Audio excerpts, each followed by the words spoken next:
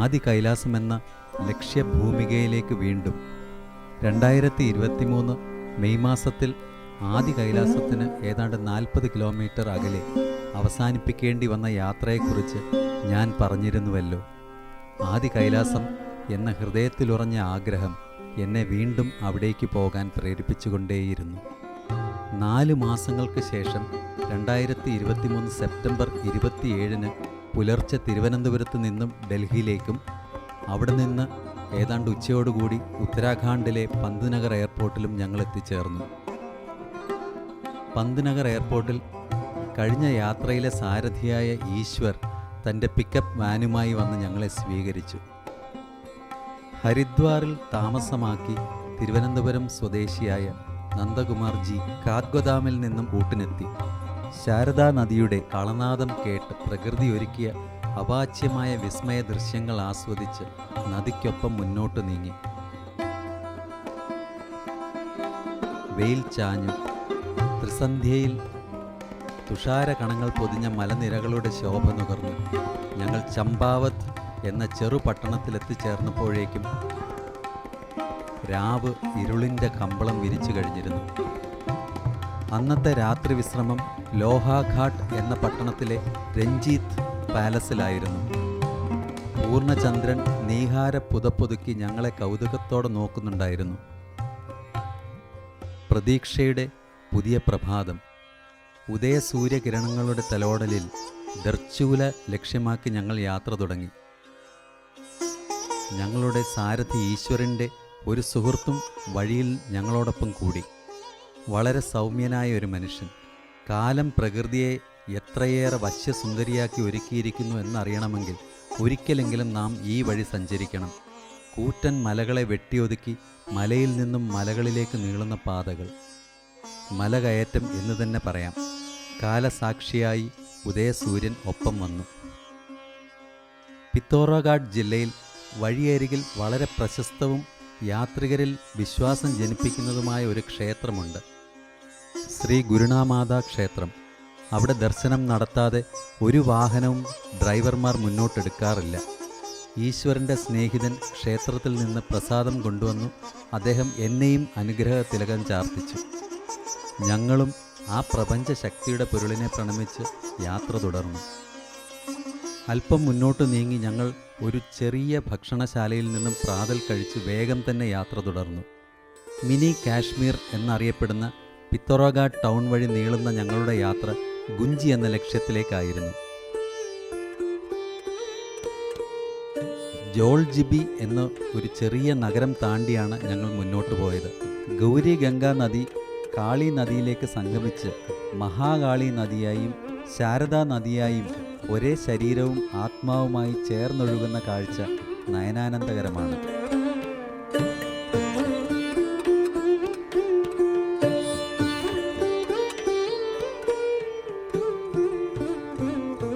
യാത്രക്കിടയിൽ ഒരു ഗ്രാമത്തിലെത്തിയപ്പോൾ ഒരു ചെറു വീടിന് മുമ്പിൽ ഈശ്വർ വണ്ടി ഒതുക്കി. അത് അദ്ദേഹത്തിൻ്റെ വീടായിരുന്നു. അച്ഛൻ, അമ്മ, അച്ചമ്മ എല്ലാവരും ചേർന്ന് ഞങ്ങൾക്ക് ഹൃദ്യമായ ആതിഥ്യമരുളി.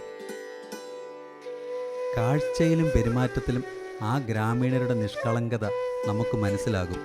ഈ പ്രദേശത്തെ ആൺപിള്ളേർ കൂടുതലും നേപ്പാളി പെൺകുട്ടികളെ വിവാഹം കഴിക്കേണ്ട അവസ്ഥയാണെന്ന് ഈശ്വരൻ്റെ അച്ഛൻ പറഞ്ഞു. കാരണം ഈ അതിർത്തി ഗ്രാമങ്ങളിൽ പെൺകുട്ടികളുടെ എണ്ണം കുറവായതിനാൽ അവർക്ക് ഈ നാട്ടിൽ നിന്ന് പെണ്ണ് കിട്ടാറില്ല. ഈശ്വരൻ്റെ ഉൾപ്പെടെ ആ നാട്ടിലെ വീടുകളിൽ എല്ലാം ഭാരതത്തിൻ്റെ ദേശീയ പതാക ഉയർത്തി കിട്ടിയിരിക്കുന്നത് അല്പം അതിശയത്തോടും ആദരവോടും കൂടിയാണ് ഞാൻ നോക്കിക്കണ്ടത്. ദേശസ്നേഹത്തിൻ്റെ അടയാളപ്പെടുത്തലായി ആ കൊച്ചു ഹിമാലയൻ നാടുകൾ നിലകൊള്ളുന്നു. ദേശസ്നേഹം പാഠപുസ്തകങ്ങൾക്കും വാഗ്ധോരണികൾക്കും അപ്പുറം ഓരോ ഭാരതീയൻ്റെയും ഹൃദയത്തിലാണ് എന്ന മാതൃകാപരമായ സത്യം ആ ഹിമാലയൻ ഗ്രാമങ്ങൾ നമുക്ക് കാട്ടിത്തരുന്നു. ഈശ്വരൻ്റെ കുടുംബത്തോട് യാത്ര പറഞ്ഞ് ഞങ്ങൾ മുന്നോട്ട് പോയി കാളി നദിയുടെ കരയിലൂടെ. കഴിഞ്ഞ പ്രാവശ്യം വന്നപ്പോൾ ഇവിടുത്തെ റോഡുകൾ ഇടിഞ്ഞു പൊളിഞ്ഞ് യാത്ര അതീവ ദുസ്സഹമായിരിക്കുന്ന അവസ്ഥ മുൻ വീഡിയോയിൽ നമ്മൾ കണ്ടതാണ്. എന്നാൽ 4 മാസത്തിനകത്ത് ഞങ്ങൾ വീണ്ടും ഇവിടെ എത്തുമ്പോൾ റോഡ് ടാർ ചെയ്ത് പൂർണ്ണമായും സഞ്ചാരയോഗ്യമാക്കിയിരിക്കുന്നു. നമ്മുടെ സൈന്യത്തിൻ്റെ ബിങ്ങായ ബോർഡർ റോഡ് ഓർഗനൈസേഷനാണ് ഇതെല്ലാം ചെയ്യുന്നത്. അവരുടെ പട്ടാളച്ചിട്ടയും ഭാരതീയരോടുള്ള പ്രതിബദ്ധതയും ആത്മാർത്ഥതയും നമ്മൾ മനസ്സിലാക്കേണ്ടതുണ്ട്. പിത്തോറാഗാഡ് ഗുഞ്ചി പാതയിലെ അവസാനത്തെ സിവിലിയൻ പെട്രോൾ പമ്പ് ദർച്ചുലയ്ക്കടുത്ത് നിഗാൽപാനി എന്ന സ്ഥലത്താണ്. ഇനി മുമ്പോട്ടുള്ള വഴിയിൽ പൊതുജനങ്ങൾക്ക് ഇന്ധനം ലഭിക്കുന്ന പമ്പുകളില്ല. പട്ടാള വാഹനങ്ങൾക്ക് വേണ്ടിയുള്ള പമ്പുകൾ മാത്രമാണ് ഇനിയുള്ളത്. അതുകൊണ്ട് തന്നെ ആ വഴി പോകുന്ന യാത്രികരുടെ എല്ലാം വാഹനങ്ങൾ നിഗാൽപാനിയിൽ നിന്നും ആവശ്യത്തിന് ഇന്ധനം നിറച്ചിരുന്നു. അവിടെ നിന്ന് ഗലാത്തി ഗാവിലൂടെ ഹാത്ത് എന്ന സ്ഥലത്ത് ഞങ്ങളെത്തി. ഉച്ചഭക്ഷണത്തിനായി കയറിയ ഹോട്ടലിൻ്റെ പേരും സ്ഥലനാമവും ഒന്നു തന്നെ, ഹാത്ത്. വെടുപ്പും വൃത്തിയും സാധാരണയിലപ്പുറം ആ ഹോട്ടലിൽ കാണാൻ സാധിച്ചു. യാത്ര തുടർന്നു. അങ്ങനെ ദർച്ചുല വീണ്ടും ഞങ്ങളെ വരവേറ്റു. കഴിഞ്ഞ തവണ രാത്രി വിശ്രമം ഇവിടെയായിരുന്നു. എന്നാൽ ഇത്തവണ എത്ര വൈകിയാലും ഗുഞ്ചിയിലെത്തി വിശ്രമിക്കാൻ തീരുമാനിച്ചു. ഇനിയും കിലോമീറ്ററുകൾ ബാക്കിയുണ്ട് ഗുഞ്ചിയിലേക്ക്. ഈശ്വർ ഒരു ടൂർ ഓപ്പറേറ്റർ ആണെന്നും സ്ഥിരമായി ആദി കൈലാസയാത്ര സംഘടിപ്പിക്കാറുണ്ടെന്നും അദ്ദേഹം തന്നെ പറഞ്ഞു. ഈശ്വരന് ഇവിടുത്തെ മണ്ണും പ്രകൃതിയും മലകളും കാലാവസ്ഥാ മാറ്റവും എല്ലാം നന്നായി അറിയാം. അത് മനസ്സിലാക്കിയതുകൊണ്ട് യാതൊരു ആകുലതയും ഞങ്ങൾക്ക് അനുഭവപ്പെട്ടില്ല.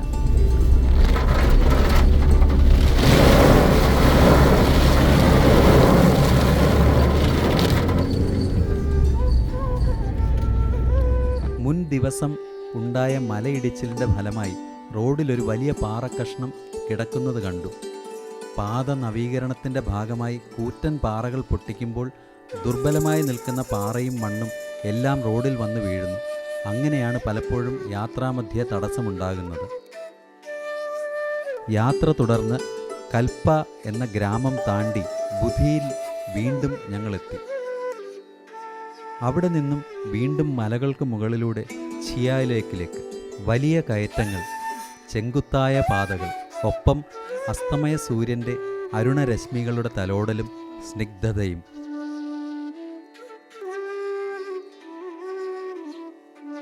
മലമ്പാതകളുടെ വന്യതയ്ക്കൊപ്പം യാത്ര ചെയ്ത് ഞങ്ങൾ ചിയാലേക്കിലെത്തി.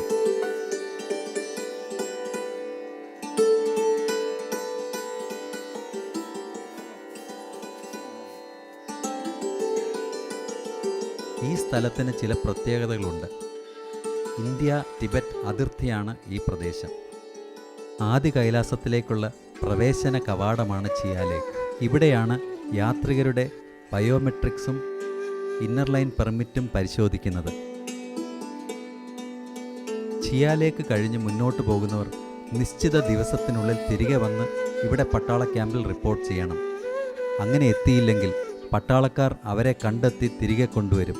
ചിയാലേക്കിൽ നിന്നും അടുത്ത പരിശോധനാ കേന്ദ്രമായ ഗാർബിയാങ്ങിലെത്തി. ഗാർബിയാങ്ങിൽ നിന്നും സന്ധ്യയുടെ മറപറ്റി ഇരുളിനെ വകഞ്ഞ് ഗുഞ്ചിയിലേക്ക് നീങ്ങി. അധികം ഇരുട്ടാതെ ഞങ്ങളെ ഗുഞ്ചിയിലെത്തിക്കുമെന്ന ഈശ്വരൻ്റെ വാക്ക് അദ്ദേഹം പാലിച്ചു. തികച്ചും ഹിമാലയത്തിൻ്റെ മണ്ണിൽ അലിഞ്ഞു ചേർന്ന് ജീവിക്കുന്ന ഒരു പുണ്യജന്മമാണ് ഈശ്വർ. ഗുഞ്ചിയിലെ ശുഭം ഗുഞ്ചിയാൽ ഹോം സ്റ്റേയിലാണ് അന്ന് രാത്രി തങ്ങിയത്. പ്രതീക്ഷയുടെ പൊൻപുലരി. ഞങ്ങളുടെ ആഗ്രഹ സാഫല്യത്തിന് ഇനി ഏതാനും നാഴികകൾ ബാക്കി. ആദി കൈലാസത്തെ സ്പർശിക്കാൻ, വന്ദിക്കാൻ, കൺകുളിർക്കെ കാണാൻ ഇന്നിൻ്റെ പകലുകൾ ഞങ്ങൾക്കൊപ്പം ഉണ്ടാകുമെന്ന പ്രതീക്ഷയിൽ, പ്രാർത്ഥനയിൽ ഗുഞ്ചിയിലെ ശുഭം ഹോം സ്റ്റേയോട് യാത്ര പറഞ്ഞു. പ്രഭാത ഭക്ഷണം അവിടെ നിന്നും കഴിച്ചിരുന്നു. കനകമയമായി തിളങ്ങുന്ന അന്നപൂർണ പർവ്വതത്തെ മനസ്സാ വണങ്ങി ഞങ്ങൾ യാത്ര തുടങ്ങി. ഗുഞ്ചിയിൽ നിന്നും 2 വഴികളാണുള്ളത്. ഒന്ന് ഓം പർവ്വതത്തിലേക്കും മറ്റേത് ആദി കൈലാസത്തിലേക്കും. കഴിഞ്ഞ തവണ ഓം പർവ്വതം കണ്ടുവന്നപ്പോൾ ഇവിടെ ആകെ മഞ്ഞുമൂടി അടഞ്ഞു പോയതായിരുന്നു. നാഭി ഗാവ്, റോങ്കോങ് തുടങ്ങിയ ഗ്രാമങ്ങളിലൂടെ ഞങ്ങൾ യാത്ര തുടർന്നു. മുന്നോട്ട് പോകുന്തോറും മനുഷ്യവാസം കുറഞ്ഞു വരുന്നതായി കണ്ടു. ഇപ്പോൾ കാണുന്ന മനോരഞ്ജിതമായ ദൃശ്യങ്ങളെല്ലാം കഴിഞ്ഞ വരവിൽ മണ്ണിനടിയിൽ മറയ്ക്കപ്പെട്ട് കിടന്നിരുന്നു. കുട്ടി നദിയുടെ ഓരത്തുള്ള പാതയിലൂടെയുള്ള സഞ്ചാരം തികച്ചും സ്വർഗഭൂമിയിലൂടെ ഒരു യാത്ര എന്ന് തന്നെ പറയാം.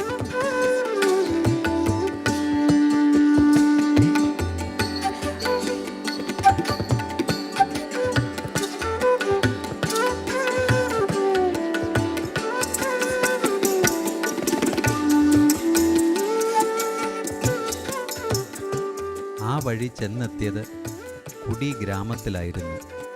ജനവാസമുള്ള അവസാനത്തെ ഗ്രാമമാണ് കുടി. ഏകദേശം 100-ൽ താഴെ കുടുംബങ്ങൾ മാത്രമാണ് ഇവിടെയുള്ളത്. ഇതിഹാസങ്ങളിൽ പ്രസിദ്ധമായ മഹാഭാരതത്തിലെ പാണ്ഡവരുടെ മാതാവായ കുന്തിദേവിയുടെ നാടാണ് കുടി എന്നാണ് വിശ്വാസം. ആ ഗ്രാമത്തിലെത്തി കുന്തിദേവി എന്ന വീരമാതാവിനെ മനസ്സാ സ്മരിച്ചു. കുട്ടിയിൽ എന്നെ വരവേറ്റത് ഇയാളാണ്. ഏതോ പൂർവ്വബന്ധത്തിൻ്റെ ഓർമ്മപ്പെടുത്തൽ പോലെ അയാൾ എന്നെ സ്നേഹത്തോടെ അധികാരപൂർവ്വം ഉരുമി നിന്നു. ധാരാളം നെൽവയലുകളും കൃഷിസ്ഥലങ്ങളും കുട്ടിയെ ഹരിതാഭമാക്കുന്നു. ഈ മനോഹരമായ പ്രദേശം വ്യാസ് വാലി അഥവാ വ്യാസ താഴ്വര എന്നാണ് അറിയപ്പെടുന്നത്. അവിടെ നിന്നും മുന്നോട്ട് യാത്ര തുടങ്ങിയപ്പോൾ പ്രകൃതിയും ഈശ്വരനും ഞാനും മാത്രമായ ഒരു നിർവൃതി എന്നിൽ നിറഞ്ഞു. ഏകദേശം 15,000 അടി മുകളിലുള്ള ജോളിംഗ്കോങ് ആണ് അടുത്ത ലക്ഷ്യസ്ഥാനം. ജോളിംഗ്കോങ്ങിലേക്കുള്ള യാത്രയിൽ അങ്ങ് വിദൂരതയിൽ മഞ്ഞൻ തലപ്പാവണിഞ്ഞ പർവ്വത മുഖപ്പ് കണ്ടു തുടങ്ങിയപ്പോൾ ഞങ്ങൾ ആദി കൈലാസമാണെന്ന് കരുതി.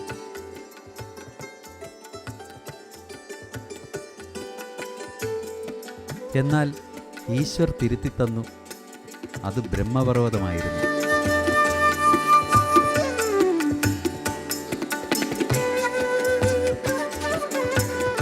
ജോളിംഗ്കോങ്ങിലെ പട്ടാള ബേസ് ക്യാമ്പിൽ ഞങ്ങളെത്തി.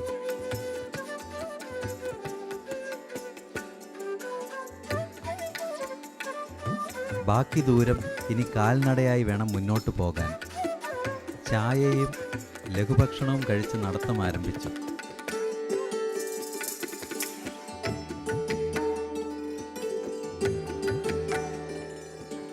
ഏകദേശം 9 കിലോമീറ്റർ കയറി വേണം ആദി കൈലാസത്തിൻ്റെ പടിവാതിലെത്താൻ. യാത്രക്കിടയിൽ അതുവരെ ഉണ്ടായ വിഷമതകളെല്ലാം മാറ്റിവെച്ചു. ആ ദിവ്യപ്രപഞ്ചത്തിൻ്റെ പ്രഥമ ദർശനത്തിൽ തന്നെ ഞാൻ പൗലോ കൊയ്ലോയുടെ വാക്കുകൾ ഓർത്തുപോയി. നടപ്പാതയിലൂടെ ആദ്യം കയറിയെത്തുന്നത് പാർവതി സരോവരത്തിലാണ്. ഇവിടെ ഒരു ശിവപാർവതി ക്ഷേത്രമുണ്ട്. പ്രകൃതിയും ശക്തിയുമായി പരമശിവനും സതീദേവിയും വസിക്കുന്ന ദേവഭൂമിയാണ് ഇവിടം എന്നാണ് വിശ്വസിക്കപ്പെടുന്നത്. ശിവപാർവതി ക്ഷേത്രത്തിൽ നിന്നും മുന്നോട്ട് കാഠിന്യമേറിയ കയറ്റമായിരുന്നു. ലക്ഷ്യത്തിലേക്കുള്ള കയറ്റം കൂടുന്നതനുസരിച്ച് അന്തരീക്ഷത്തിൽ പ്രാണവായുവിൻ്റെ അളവ് തീരെ കുറവായതിനാൽ പെട്ടെന്ന് ക്ഷീണവും ശ്വാസതടസ്സവും ഉണ്ടായിക്കൊണ്ടിരുന്നു. എങ്കിലും ഈ ക്ലേശങ്ങളൊന്നും ഞങ്ങളെ തളർത്തിയില്ല. വലിയൊരു ആഗ്രഹ പൂർത്തീകരണത്തിനിടയിൽ ഉണ്ടാവുന്ന ചെറിയ തടസ്സങ്ങൾ മാത്രമായിരുന്നു അവ എന്നുള്ള തിരിച്ചറിവ് ഞങ്ങൾക്കുണ്ടായിരുന്നു. ഇതിനിടയിൽ മലയാളിയായ ഒരു പട്ടാള ഉദ്യോഗസ്ഥനെ കണ്ടുമുട്ടി. അദ്ദേഹത്തിനും ഞങ്ങൾക്കും വലിയ സന്തോഷമായി. താഴെ കാണുന്ന വയൽ ഭീം കി ഖേത്ത് എന്നാണ് അറിയപ്പെടുന്നതെന്ന് അദ്ദേഹം പറഞ്ഞു തന്നു. പാണ്ഡവർ ഇവിടെ താമസിച്ചിരുന്ന കാലത്ത് ഭീമൻ നട്ടുവളർത്തിയ ധാന്യങ്ങളാണ് അവയെന്നും ഇതുവരെ അതിനൊരു ക്ഷയം സംഭവിച്ചിട്ടില്ല എന്നും അദ്ദേഹം പറഞ്ഞു. മഹാഭാരതം പരാമർശിക്കുന്ന ദ്വാപരയുഗം മുതൽ ഇന്നോളം പ്രകൃതി ഇത് നമുക്കായി കാത്തു സൂക്ഷിക്കുന്നു എന്നത് അത്യദ്ഭുതകരവും ആശാവഹവുമാണ്. യാത്ര ലക്ഷ്യത്തോടടുക്കുന്നു. കയറ്റം തുടർന്നു, പിന്നെ അല്പവിശ്രമം, പിന്നെ വീണ്ടും നടത്തം. അതിശക്തമായ വരണ്ട കാറ്റും ഓക്സിജന്റെ അളവിലുള്ള കുറവും ഇതാണ് നമ്മൾ നേരിടുന്ന വെല്ലുവിളികൾ. ദുർഘടങ്ങളായ പാറക്കല്ലുകളെല്ലാം നിറഞ്ഞ വഴികൾ ഞാൻ സന്തോഷപൂർവ്വം തരണം ചെയ്തു. പകുതിയോളം ദൂരം ഇനിയും മുന്നോട്ട് ബാക്കിയുണ്ട്. മെല്ലെ മെല്ലെ നടന്ന് ആദി കൈലാസത്തിൻ്റെ പാദഭൂമി എന്ന് പറയാവുന്ന ഗൗരികുണ്ടിലെത്തിച്ചേർന്നു. ജന്മം സാർത്ഥകമായ നിർവൃത്തി.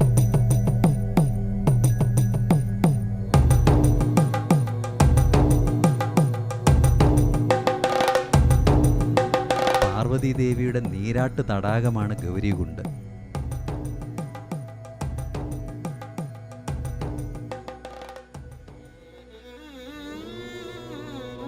നമുക്ക് അവിടെ കുളിക്കാൻ അനുവാദമില്ല.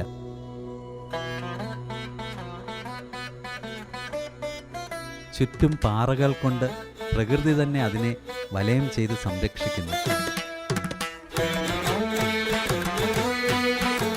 പറഞ്ഞറിയിക്കാൻ പറ്റാത്ത ഒരു അനുഭൂതിയായിരുന്നു എനിക്ക്. ഏതാണ്ട് 17,000 അടി ഉയരത്തിലുള്ള ഈ പുണ്യഭൂമിയിൽ നിന്ന് ഈ മഹാശൈലാധിപനെ ഞാൻ സ്തുതിച്ചു.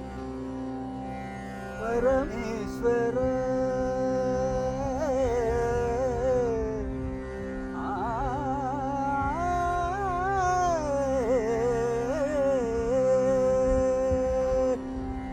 പരമേശ്വര ഗംഗാധര കീർത്തേ.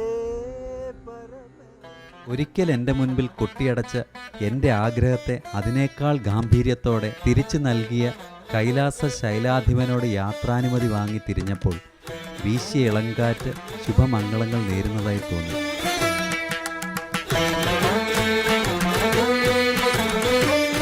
തിരിച്ച് ജോളിങ്കോങ്ങിലെത്തി ക്ഷീണം കൊണ്ട് മയങ്ങിപ്പോയ എനിക്ക് കാവൽ നിന്നത് കാലഭൈരവൻ്റെ കാവൽ ഗണങ്ങളായ ശുനക ശ്രേഷ്ഠന്മാരായിരുന്നു. അവർ നൽകിയ സ്നേഹ സൗഹാർദ്ദം ഈ പ്രദേശത്തിൻ്റെ ശാന്തതയുമായി ഇണങ്ങിച്ചേർന്നതാണ്. ജോളിങ്കോങ്ങിൽ നിന്നും മടങ്ങുന്നതിന് മുൻപായി ഈശ്വരൻ്റെ ട്രാവൽ ഏജൻസിയുടെ ഫ്ലെക്സ് പിടിച്ച് ഞങ്ങളൊരു ഫോട്ടോ എടുത്തു. ഈശ്വരന് ഞങ്ങളുടെ സമ്മാനം സാർത്ഥകമായ ഈ യാത്രയുടെ ഓർമ്മയ്ക്കായി. യദ്യാപി തീവ്രതമ അഭിലാഷ അഭിസ്യാത് ഭഗവത് അനുഗ്രഹേണ വിനസംഭവതി എന്ന സംസ്കൃത ശ്ലോകം ചൊല്ലി ഞാൻ അവസാനിപ്പിക്കട്ടെ. അതായത്, എത്ര തീവ്രമായ അഭിലാഷങ്ങളാണെങ്കിലും ഈശ്വരൻ്റെ അനുഗ്രഹമില്ലാതെ ഒന്നും സാക്ഷാത്കരിക്കുകയില്ല.